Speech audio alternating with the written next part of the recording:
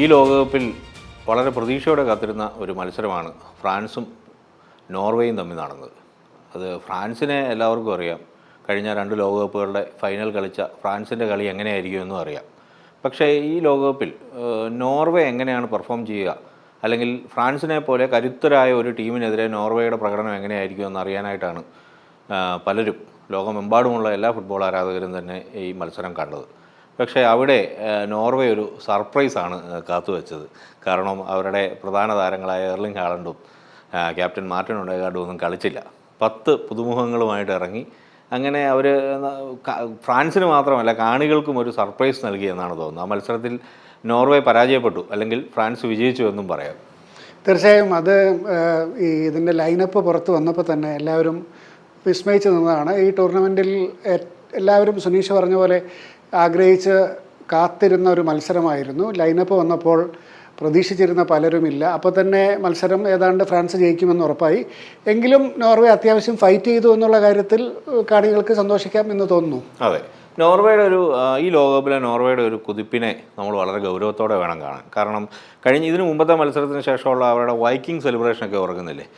Erling Haaland ലോകകപ്പ് തുടങ്ങിയ സമയത്ത് തന്നെ പറഞ്ഞു, ഞങ്ങൾ ഇത്തവണ വെറുതെ അല്ല വന്നിരിക്കുന്നത്, ഇത്രയും വർഷങ്ങൾക്ക് ശേഷം വരുന്നു, പക്ഷേ ഞങ്ങൾ ഈ ലോകകപ്പിൽ ചിലതൊക്കെ നേടാൻ ഉറച്ചാണ് വന്നിരിക്കുന്നത് എന്നുള്ള അവരുടെ സംസാരത്തിലൊരു കോൺഫിഡൻസ് ഉണ്ട്. മാത്രമല്ല ഇപ്പം ഇംഗ്ലീഷ് പ്രീമിയർ ലീഗിലാണെങ്കിലും ഹാലണ്ടും ഒഡേഗാർഡും ഒക്കെ കപ്പ് വിൻ ചെയ്ത പ്ലെയേഴ്സാണ്. അപ്പോൾ അവരുടെ ഒരു എക്സ്പീരിയൻസ്, ആകെ അവർക്കുള്ള ഒരേ ഒരു പ്രോബ്ലം എന്ന് പറയുന്നത് അവർക്ക് ലോകകപ്പ് പോലത്തെ ഒരു വലിയ മാച്ച് കളിച്ച് അനുഭവം പരിചയം ആ ടീമിൽ ആർക്കും ഇല്ല. കാരണം അവരുടെ തലമുറ ലോകകപ്പ് കണ്ടിട്ടുള്ളവരല്ല. ഹാലണ്ടിൻ്റെ പിതാവിന് ശേഷം ഹാലണ്ടാണ് ലോകകപ്പിലേക്ക് വരുന്നത്. അപ്പോൾ അങ്ങനെയുള്ള ചില പോരായ്മകളും ചില ഈ ഇൻഎക്സ്പീരിയൻസ് എന്ന് വേണേൽ പറയാം, അത് മാത്രമേ ഉള്ളൂ. അതുകൊണ്ട് എനിക്ക് തോന്നുന്നു നോർവേ ഇനിയും നമ്മൾ കാത്തിരിക്കേണ്ട ഒരു ടീമാണ്. ഒരു പക്ഷേ എനിക്ക് തോന്നുന്നു ഷമീർ, അതായത് ഈ നോർവേ ഇങ്ങനെ ഒരു കളി മുന്നോട്ട് വയ്ക്കാനുള്ള കാരണം ഒരുപക്ഷെ അവർ നോക്കൗട്ടിൽ ഒരു കരുത്തരായ എതിരാളികളെ, അല്ലെങ്കിൽ ചില എതിരാളികളെ അവർ പ്രതീക്ഷിക്കുന്നില്ല എന്ന് തോന്നുന്നു.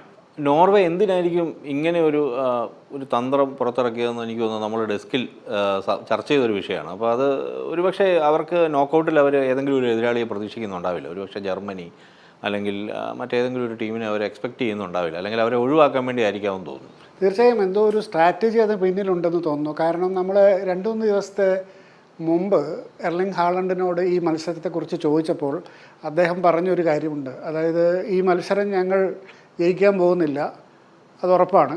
രണ്ടാമത്തെ കാര്യം, ഒരുപക്ഷെ ഫ്രാൻസ് ആയിരിക്കും ലോകകപ്പ് ജയിക്കാൻ പോകുന്നത്.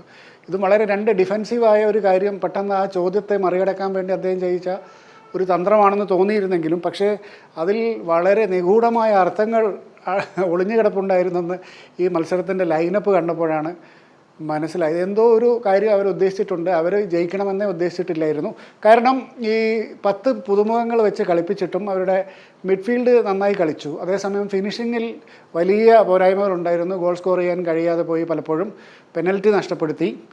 എന്താണ് ഇതിന് പിന്നിലുള്ള കാര്യം എന്ന് പിന്നീട് പുറത്തു വരുമായിരിക്കും എന്ന് മാത്രമേ ഇപ്പോൾ പറയാൻ കഴിയുള്ളൂ. അതെ, ഈ റൗണ്ട് ഓഫ് 32 മുതൽ, ഈ ലോകകപ്പ് മുതലാണല്ലോ 48 ടീമുകൾ വന്നു.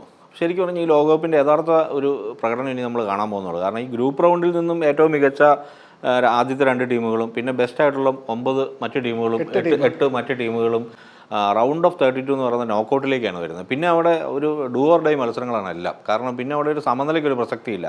എക്സ്ട്രാ ടൈം അല്ലെ പെനൽറ്റിയിൽ എല്ലാ മത്സരങ്ങളും തീരാൻ പോകുന്നുള്ളൂ. അപ്പോൾ ഒരുപക്ഷെ ഒരു എതിരാളിയെ ഒഴിവാക്കി വിട്ടാൽ ചിലപ്പോൾ അത് ശക്തനായ ഒരു എതിരാളിയെ ഒഴിവാക്കാനുള്ള ഒരു ചെസ്സിലൊക്കെ ഉപയോഗിക്കുന്ന ഒരു തന്ത്രം പോലെ ഒരു പടയാളിയെ കൊടുത്തിട്ട് രാജാവിനെ വീഴ്ത്തുന്ന തന്ത്രം, അങ്ങനെ എന്തെങ്കിലും സാധ്യതയുണ്ട്. പിന്നെ നമ്മൾ ഫ്രാൻസിനെ കുറിച്ച് നിർബന്ധമായിട്ടും സംസാരിക്കണം. കാരണം ഇന്നിപ്പം സ്കോർ ചെയ്തത് ഡെമ്പലെയാണ്. സാധാരണ ഇപ്പോൾ എല്ലാ ടീമുകൾക്കും ഏതെങ്കിലും ഒരു സൂപ്പർ താരം ഉണ്ടാവും. നമുക്കറിയാൻ മേലാത്ത സൂപ്പർ താരങ്ങൾ ആരും ഫ്രാൻസിന് വേണ്ടി കളിക്കുന്നില്ല എന്നുള്ളതാണ് ശരി. എംബപ്പെ കഴിഞ്ഞ 2 കളികളിലും തകർപ്പൻ കളി കളിച്ചു. ഈ കളിയിലെ ഡെമ്പലെ വളരെ ഗംഭീരമായി പെർഫോം ചെയ്തു. എനിക്ക് ഡെമ്പലയുടെ ഗോളുകൾ കണ്ടപ്പോൾ പണ്ട് ജഗതി ഒരു സിനിമയിൽ പറഞ്ഞിട്ടില്ലേ, അതാ ഒരു ബോംബ് മറ്റൊരു ബോംബ് എന്ന് പറയുന്ന അത്രയും പെട്ടെന്ന് ഒരു 10-30 മിനിറ്റുകൾക്കകം 3 ഗോളുകൾ വരുന്നു. ഡെമ്പലെ അത് കഴിഞ്ഞിട്ട് സബ്സ്റ്റിറ്റ്യൂട്ട് കയറി പോകുന്നു, പകരം ആൾ വരുന്നു, അദ്ദേഹത്തിൻ്റെ ജോലി കഴിഞ്ഞു. എല്ലാം വളരെ പെർഫെക്റ്റാണ്. അതെ, ഈ ഡെമ്പലെ നമ്മളിപ്പം ക്ലബ്ബ് ഫുട്ബോളിൽ ഡെമ്പലയുടെ പെർഫോമൻസ് കണ്ടതാണ്. ഡെമ്പലെ വേണ്ട രീതിയിൽ സെലിബ്രേറ്റ് ചെയ്യപ്പെടാത്ത ഒരു പ്ലെയറാണ്.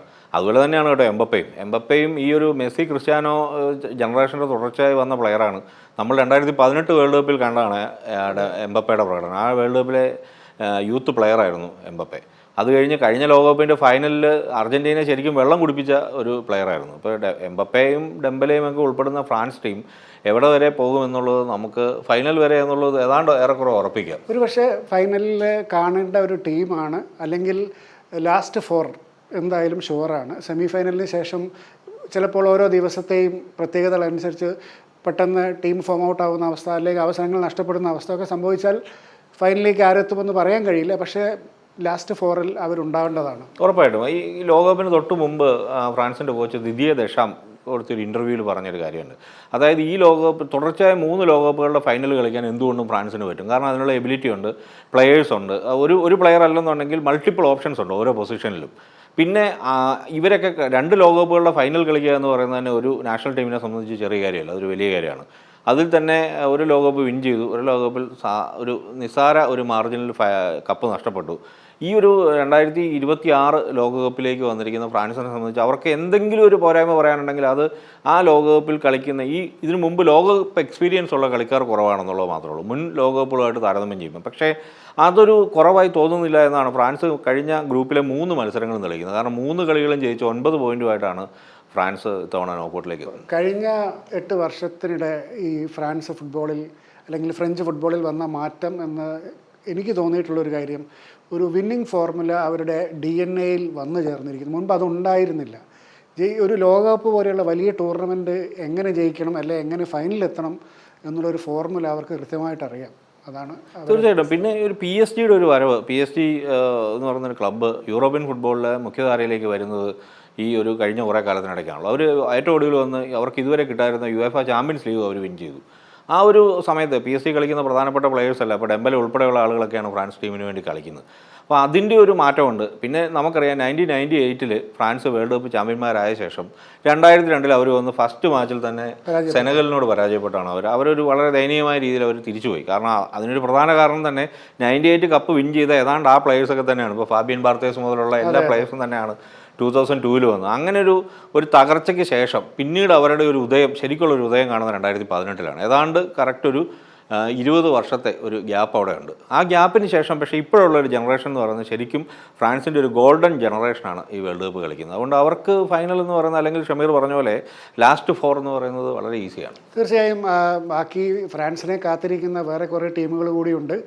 അവരുടെ പ്രകടനത്തിന് കൂടി നമുക്ക് കാത്തിരിക്കാമെന്നാണ് തോന്നുന്നത് വരും ദിവസങ്ങളിൽ. അതെ. ഇനിയുള്ള മത്സരങ്ങൾ ഒരു പ്രത്യേകതയോടെ പറഞ്ഞ് അവസാനിപ്പിക്കാം. നമ്മൾ ഇതിൽ തുടക്കത്തിൽ പറഞ്ഞ പോലെ തന്നെ റൗണ്ട് ഓഫ് 32 എന്ന് പറയുന്നത് മുതൽ നമുക്കിനി മറ്റൊരു ചാൻസ് ഇല്ല, സെക്കൻഡ് ചാൻസ് ഇല്ല.